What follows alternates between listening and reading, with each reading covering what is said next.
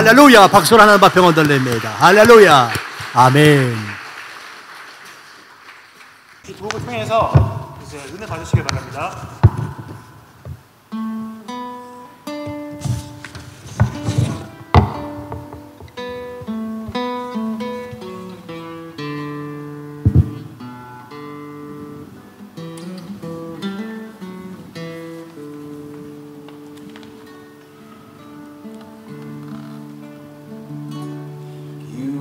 유리가 시원 소승가기에 지지 고골 그들의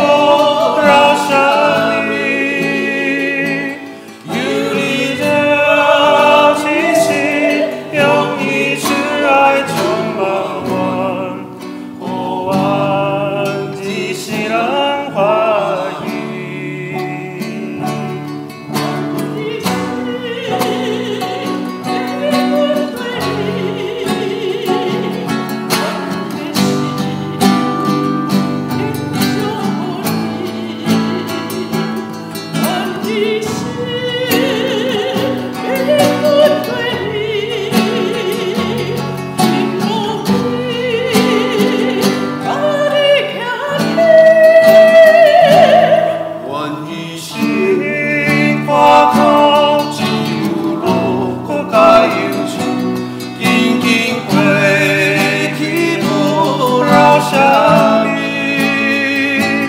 유리의 미경 тем이 전리되니 원리의更黑你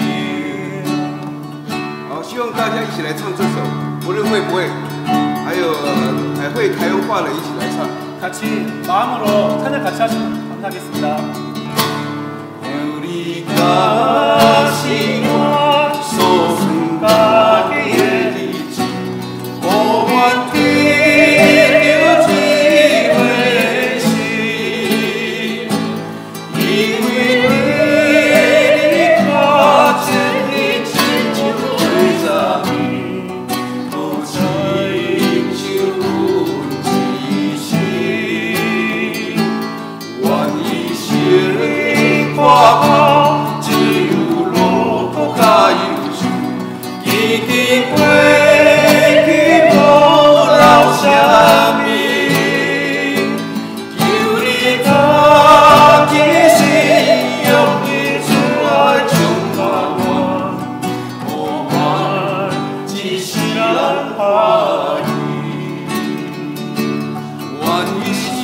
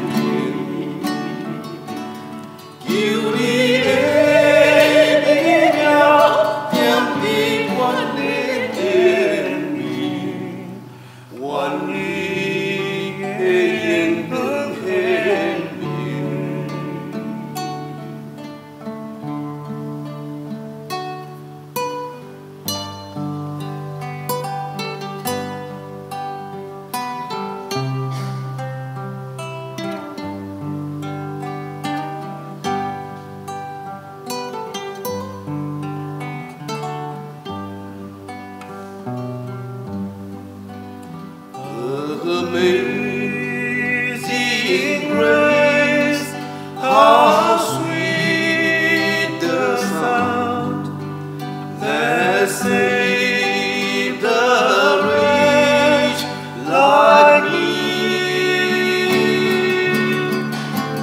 I once was lost, but now I'm found. Was blind, but now I see.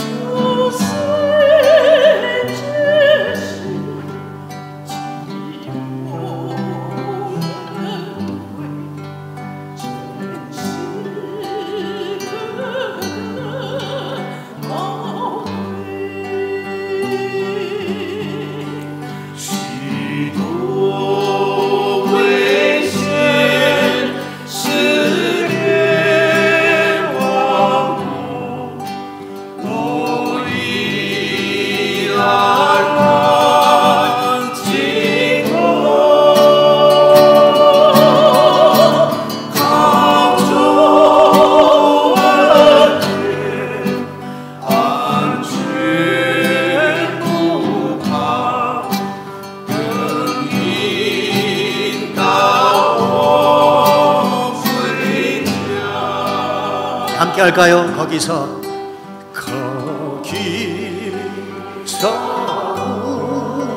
우리 영원히 주님의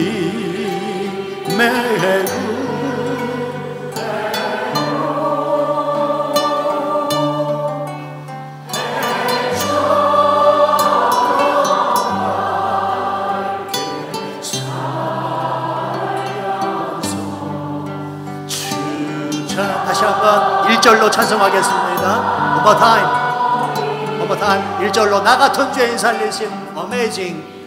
나 같은 죄인 살리신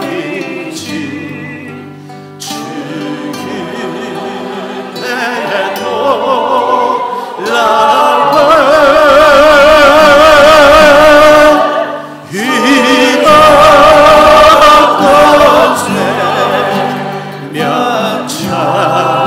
영어로 부르실 분은 영어로 부르시고, 중국어로 부르실 분은 중국어로 부르시고, 우리 한국말로 부르실 분은 한국말로, 태국말로 부르실 분은 태국말로, 다 같이 다시 한번 나 같은 죄인 살리신 나 같은 grace how sweet the sound has set a wretch like me.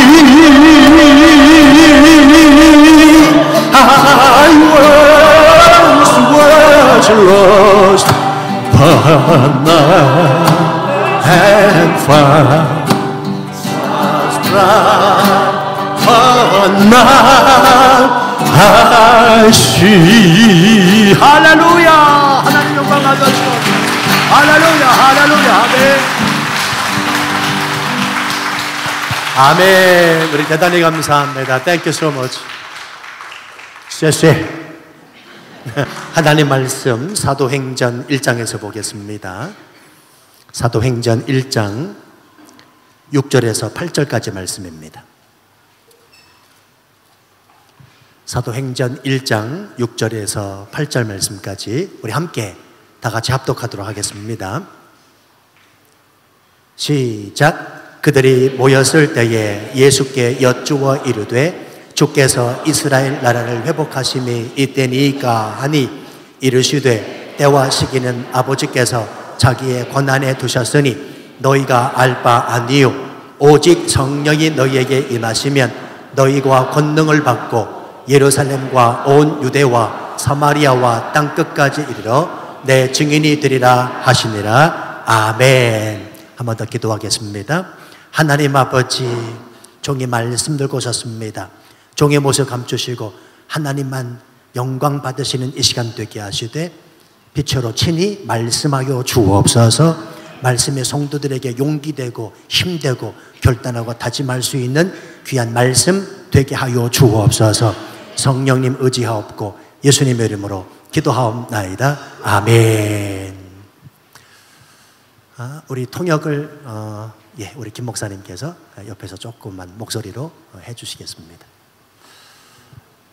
지난주에 저희 교회 재직 세미나로 오신 우리 이성우 목사님 때문에 제가 안 사실인데요. 요즘에 한국 교회에서는 제법 큰 교회마다 정관이라고 하는 것을 만들고 있다고 합니다. 알고 봤더니 이 목회자 납세 의무화가 되면서 교회 안에 정관이 필요하다는 거예요. 그리고 뿐만 아니라 많은 교회들이 문제가 있어 발생할 때 세상 법원에서 제일 먼저 찾는 것이 바로 그 정관이기 때문에 각 교회마다 정관을 갖추어 놔야 된다, 이런 말씀을 하시더라고요. 이 이야기를 들으면서 제가 조금 씁쓸해졌습니다. 교회가 그렇게까지 해야 되는가 라는 생각에 조금 마음이 좀 씁쓸해졌습니다. 여러분, 교회 정관이 무엇입니까? 교회 규칙이거든요. 교회 운영 규약입니다. 그러니까 나쁜 겁니까? 좋은 겁니까? 대답을 못 하시네요. 교회 정관을 둔다라는 말이 나쁠 수는 없습니다. 그렇죠.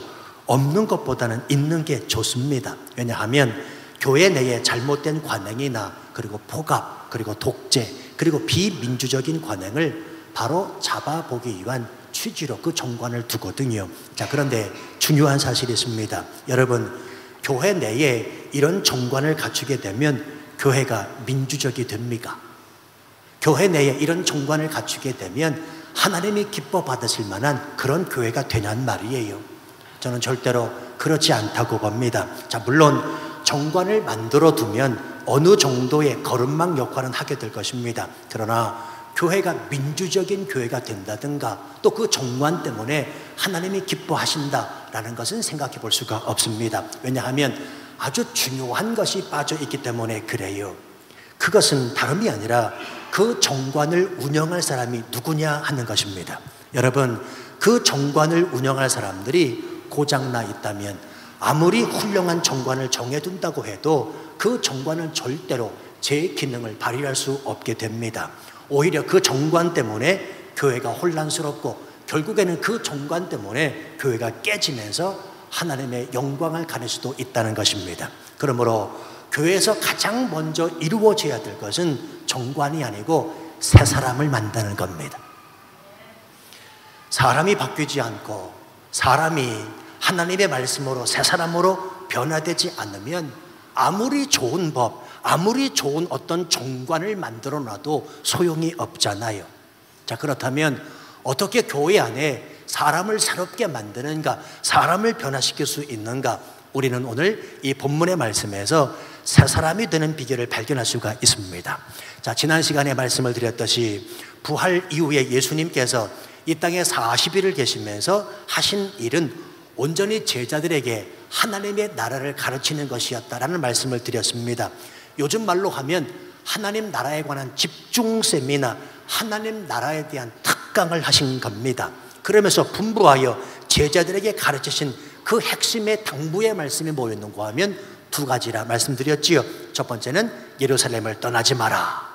그리고 두 번째는 약속하신 성령을 기다리라 라고 하는 것이었습니다. 여러분 표정 보니까 하나도 기억이 안 나시는 것 같아요. 예, 괜찮습니다. 뭐 까먹으셔도 괜찮아요. 자, 그럼 한번 생각해 보시지요. 지금 제자들 앞에서 이 말씀을 가르치시는 분이 누구십니까? 부활하신 예수님이십니다. 그러면 여러분, 제자들 입장에서는 이 예수님은 이전에 자기들이 알고 있던, 그리고 그 예수님을 따르던 모습의 예수님은 아니었을 거라는 말입니다. 적어도 죽음을 이기시고 초자연적인 하나님의 역사로 부활하신, 죽음을 이기시고 사망 권세를 깨뜨리시고 부활하신 예수님이 자기들 앞에서 가르치고 계시기 때문에 그렇습니다. 자, 그렇다면 이 사실을 알고 있는 제자들은 부활 이후에 예수님의 가르침, 다시 말하면 하나님의 나라에 관하여 배우면서 이전보다는 다른 경청과 다른 태도로 이 말씀을 들었음이 틀림이 없을 것입니다. 자, 쉽게 예를 들어 드릴게요. 김 목사가 오늘 이 강단에서 말씀을 전하다가 쓰러져 죽었어요. 누가 죽었다고요? 네, 제가 죽었어요. 이 말씀을 이렇게 증거하다가 제가 쓰러져 죽었다는 말입니다. 그럼 치앙마이의 소문이 쫙 퍼질까요? 안 퍼질까요? 쫙 퍼지겠지요. 예. 그리고 장례를 다 치렀는데 제가 다음 주일에 여기 이 강단에 서서 하나님의 말씀을 전합니다. 그러면 죽었다가 살아난 것 맞지요? 그러면 모르긴 몰라도 다음 주일날은 이 장소가 인산인해를 이룰 거라는 말입니다. 그래요, 안 그래요? 여러분들이 반응이 없어서 제가 이런 예까지 드리는 겁니다.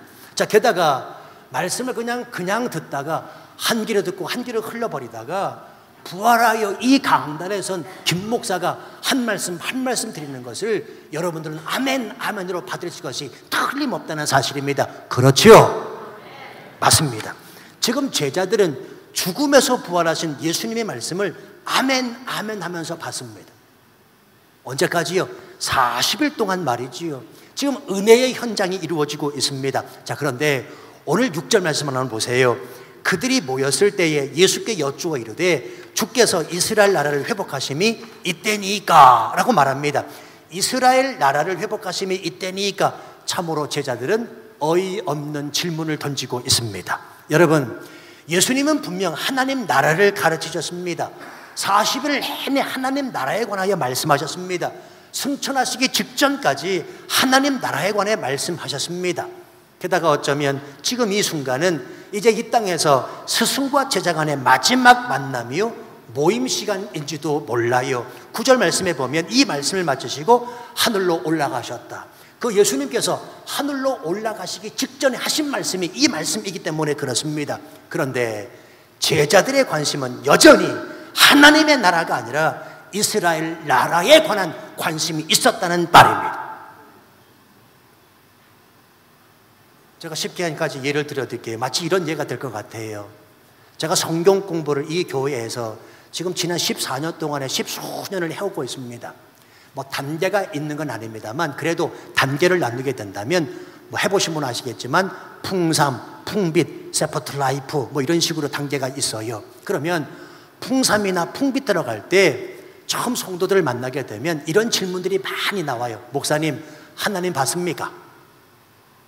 하나님 만나셨습니까? 하나님 눈으로 봤습니까? 이런 질문들을 많이 쏟아 놓습니다. 그럴 때마다 질문이 많은 게 나쁜 게 아니니까요. 제가 답을 해드립니다. 이렇게 답을 해드리고 저렇게 답을 다 해드립니다.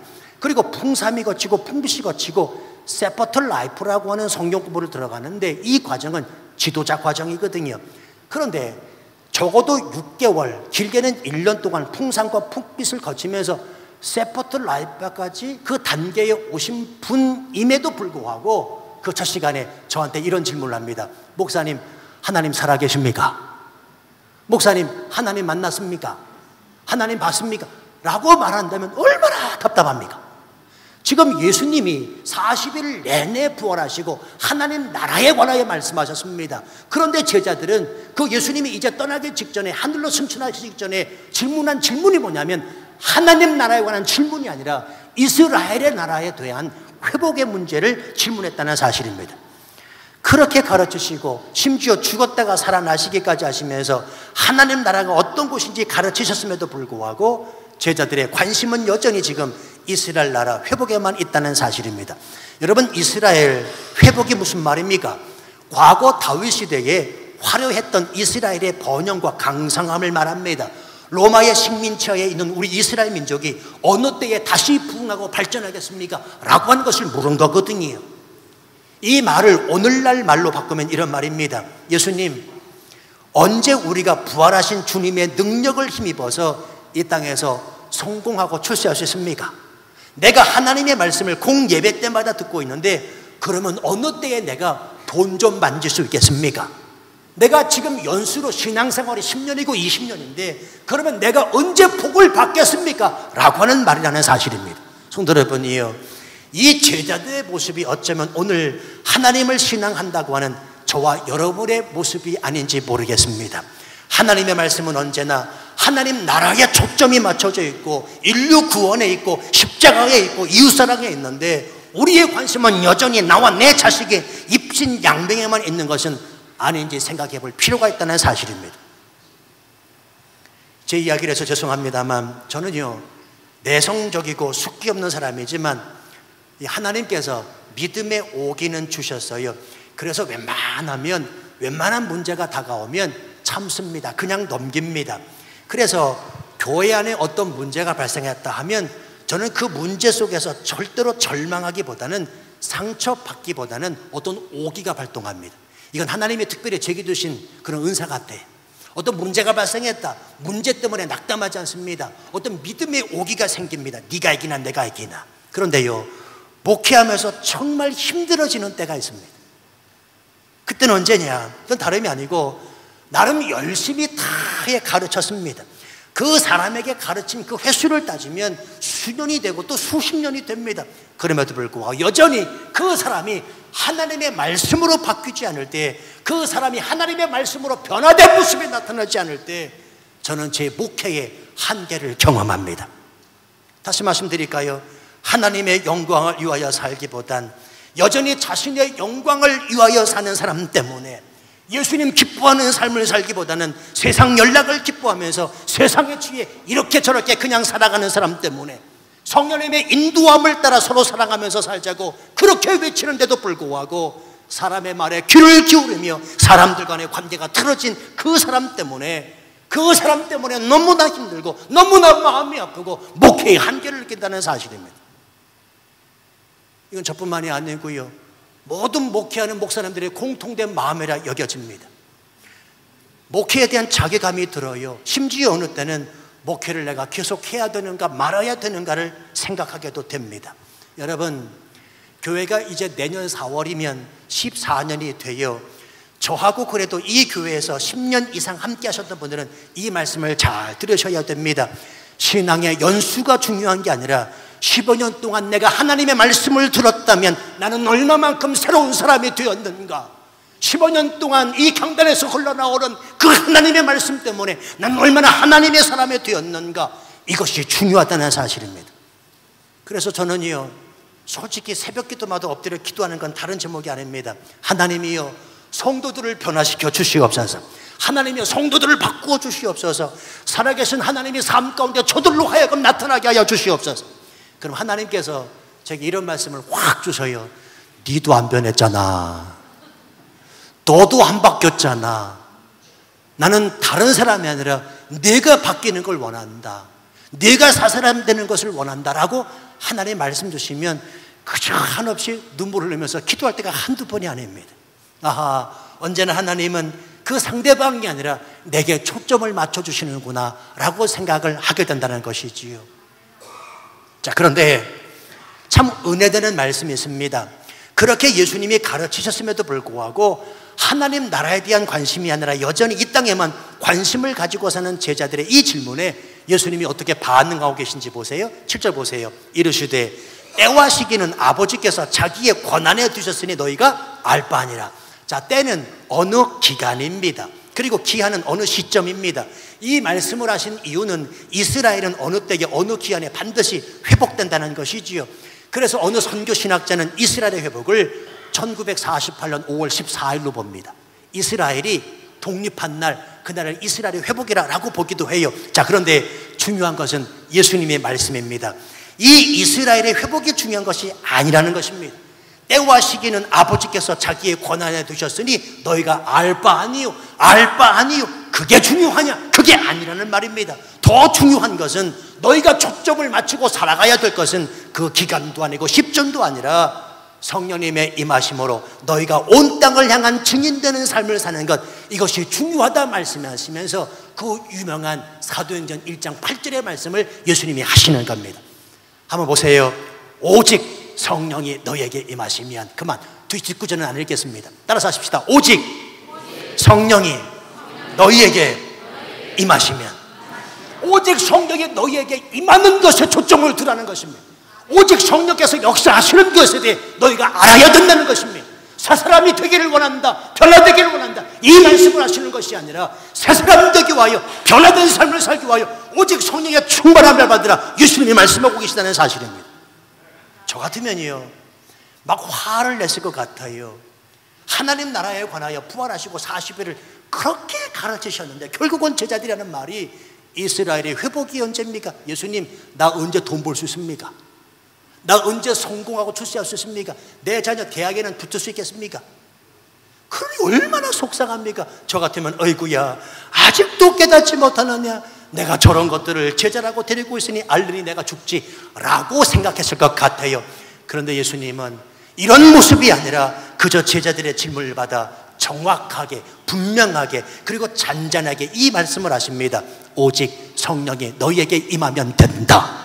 오직 성령이 너희에게 임하면 된다. 자, 그렇다면 왜 예수님은 제자들을 꾸짖지 아니하시고 이 말씀을 하셨을까요? 바로 제자들에게 새롭게 할 분명한 것도 확실한 방법, 그건 다름이 아니라 성령님이라는 사실을 알고 계셨기 때문에 그렇습니다. 성도 여러분이요, 성령님은 우리를 새롭게 하시는 영임을 믿으시면 아멘 하십시다. 잘못된 버릇이 있습니까? 중독이 있습니까? 탐닉하고 계십니까? 우울증에 빠졌습니까? 절망하십니까? 모든 부정적 사고와 경험으로부터 얼마든지 누구든지 변화시킬 수 있는 분이 바로 저와 여러분 안에 내주하고 계신 성령님이라는 사실을 잊으시면 안 됩니다. 혹시나 지금 이 자리에서 이런 분이 계실지 몰라요. 목사님이 말씀하시는 그 성령님이 누구신가? 나의 모든 삶을 변화시켜 줄 분이 성령님이라고? 그 성령님은 어떻게 하면 받는가? 근데 여러분이요, 지금 이런 생각을 하고 계신 분이 계시다면 걱정하지 마세요. 이런 생각을 하고 있었던 최초의 사람들이 누구였냐면 바로 제자들이었습니다. 이스라엘 나라의 회복을 물었는데 그때는 너희가 알 바 아니라 신경 쓰지 말라라고 하시면서 뜬금없이 성령님에 대한 이야기를 하시는 예수님, 제자들은 전혀 이해하지 못했거든요. 지금 제가 이런 말씀을 드리면서도 아니 목사님이 말씀하시는 그 성령님이 누구십니까? 성령을 어떻게 하면 받습니까? 라고 전혀 깨닫지 못하시면 걱정하지 말라니까요. 지금 2000년 전의 제자들도 부활하시면서 끊임없이 하나님 예수님께서 하나님 나라에 가르치시면서 성령님에 관하여 말씀을 제자들이 가르치셨지만 제자들도 깨닫지 못하고 있기 때문에 그렇습니다. 그런데 중요한 사실은 이런 제자들 향해 예수님은 100% 확신을 갖고 이 말씀을 하시는 겁니다. 저들이 성령 충만하면 사람이 변한다. 저들이 성령 충만하면 새로운 사람이 된다. 저도 믿습니다. 못합니다, 안 됩니다, 할 수 없습니다 라는 사람, 성령 충만하면 되는 사람으로 변화될 줄로 믿습니다. 그래서 우리가 성령 충만함을 받아야 된다는 사실입니다. 지금 예수님께서 제자들의 영적인 수준을 모르시면서 성령에 관하여 말씀하시는 것이 아니에요. 지금 제자들은 본문 밑으로 보시면 11절에 철저한 갈릴리 사람들이었습니다. 여러분, 갈릴리 사람들이라 요즘 말로 쉽게 말하면 이 촌놈, 이 시골 사람, 아무것도 모르는 사람, 무식한 사람, 배우지 못한 사람, 이런 뜻을 가지고 있습니다. 1500년 동안 갈릴리 지역에서는 단 한 사람의 선지도 나오지 않았습니다. 하나님의 나라 사람으로 쓰임받기 합당치 못한 그 지역에 사는 사람들이 갈릴리 사람이었습니다. 그럼에도 불구하고 예수님은 성령에 대해서 듣도 보도 못한 제자들에게 이 100% 확신을 가지고 말씀하시는 겁니다. 하나님 나라의 증인이 되라. 그렇게 되기 위해서는 오직 성령의 권능을 받으면 된다. 저는 다수가 앉아 계시지만 저는 이 말씀을 하나님의 말씀으로 듣는 여러분, 오늘 김 목사의 말이 아니라 예수 그리스도께서 2000년 전에 제자들에게 하신 말씀, 하나님의 나라에 관하여 가르치시면서 오직 성령이 임하시면, 오직 성령의 권능을 받으면 할 수 있다, 되게 된다 라고 말씀하시는 이 말씀으로, 주께서 주시는 말씀으로 받으면 성령 충만한 사람 되는 줄로 믿습니다. 김 목사의 말이 아니라 제자들과 말씀하시는 예수님의 이 말씀에 100% 믿음을 가지고 받으실 수 있어야 된다는 것입니다. 지금 내가 생각해 봐도 어디 가서 그리스도인이라 말하기 부끄러운 나이입니다. 누구를 만나서 내가 치앙마이 중앙교회 집사입네 라고 말하기도 쑥스러워요. 그러나 성령이 임하시면, 그래서 성령 충만하기만 하면 하나님 나라의 증인들로, 하나님 앞에 귀하게 쓰임받는 일꾼들로 하나님이 세우신다는 사실을 믿어야 된다는 사실입니다. 이것이 바로 오늘 이 시간 나를 향한 예수님의 100% 기대감이기 때문에 그래요. 여러분 보십시오. 실제적으로 이 제자들, 지금 전혀 깨닫지 못하고 있는 이 제자들이 어떻게 됐습니까?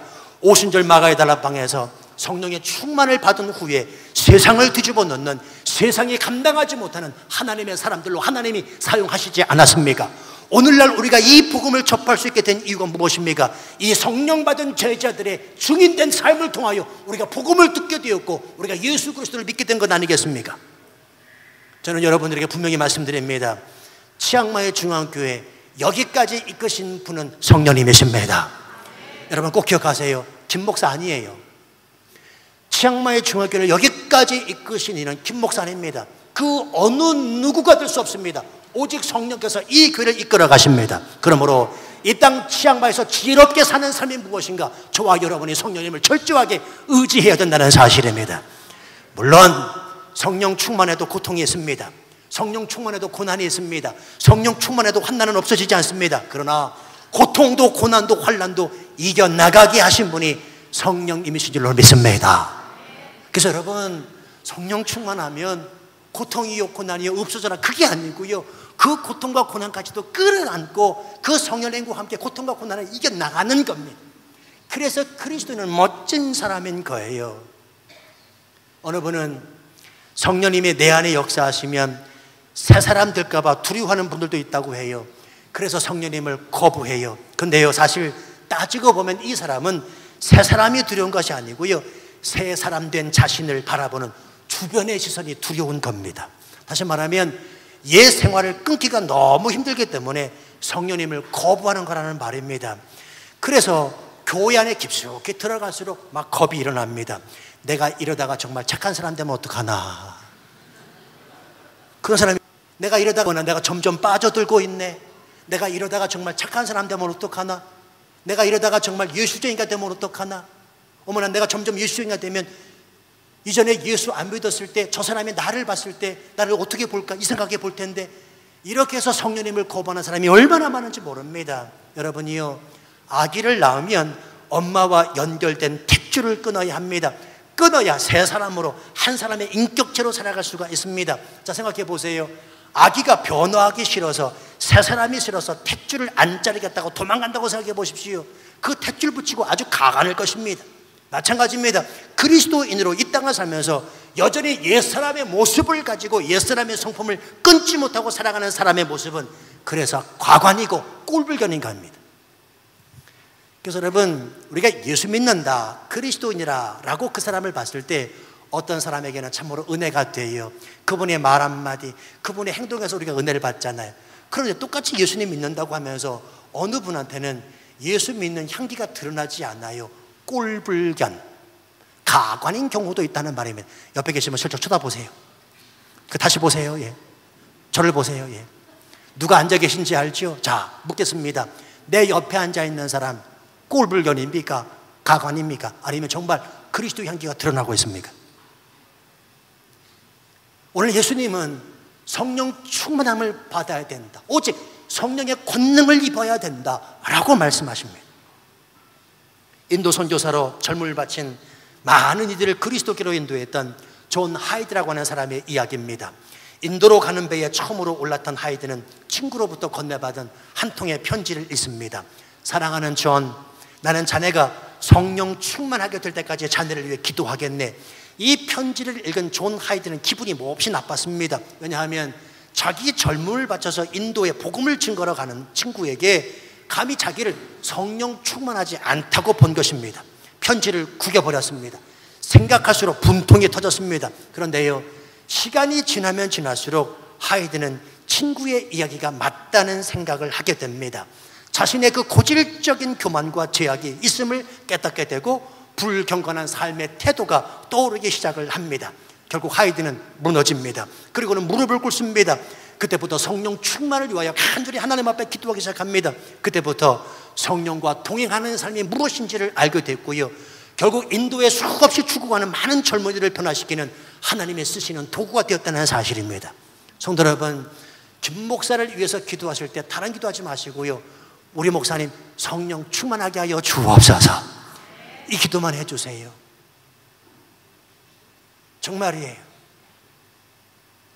어떤 분이 저한테 목사님 이런저런 이야기를 나누다가 목사님 성령 충만하면 되잖아요, 그 말씀은 언뜻 하시더라고요. 이 존 하이드처럼 기분이 몹시 나빴습니다. 아니, 난 목사인데 그럼 목사가 성령 충만하지 않다는 말인가? 근데요, 그것도 교만하다는 사실을 깨달으면서 제가 무너졌습니다. 그리고는 그 이후로부터 내가 일평생 구해야 될 기도 제목은 성령 충만이구나. 하나님이요, 더 성령 충만하게 하여 주시옵소서.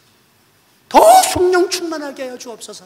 나에게는 다른 기도 제목이 필요치 않습니다. 난 오직 성령 충만하기를 원합니다 라고 기도하기 시작을 했습니다. 성도 여러분이요, 새 사람 되는 비결은 다른 데 있지 않습니다. 성령 충만함을 받는 것입니다. 이 교회 정관이 있나요? 없나요? 물론 태국어로 된 무니티 정관은 있습니다. 이 교회를 운영해야 되니까요. 그러나 아직 치앙마이 중앙교 이 교회 정관은 없습니다.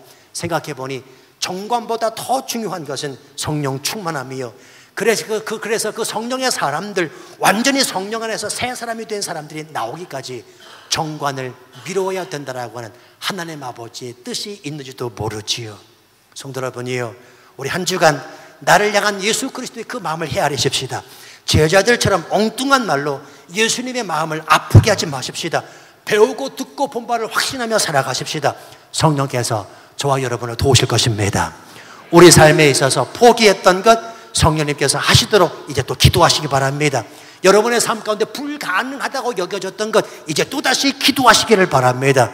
기억하십시오. 성령님은 우리의 삶을 이끄시는 영이십니다. 예수 그리스도 안에서 그 예수 그리스도의 십자가 보혈로 인하여 저와 여러분이 이미 새 사람 된 자들이기 때문에 그렇습니다. 그 은혜에 감사하시고 새 사람 된 사람으로 성령 충만하여 이 땅을 변화시킬 하나님의 사람들로 우뚝 서시길 주님의 이름으로 축원합니다. 우리 사모하는 마음으로 찬양하지요. 마음이 상한 자를 고치시는 주님, 충만히 임하시고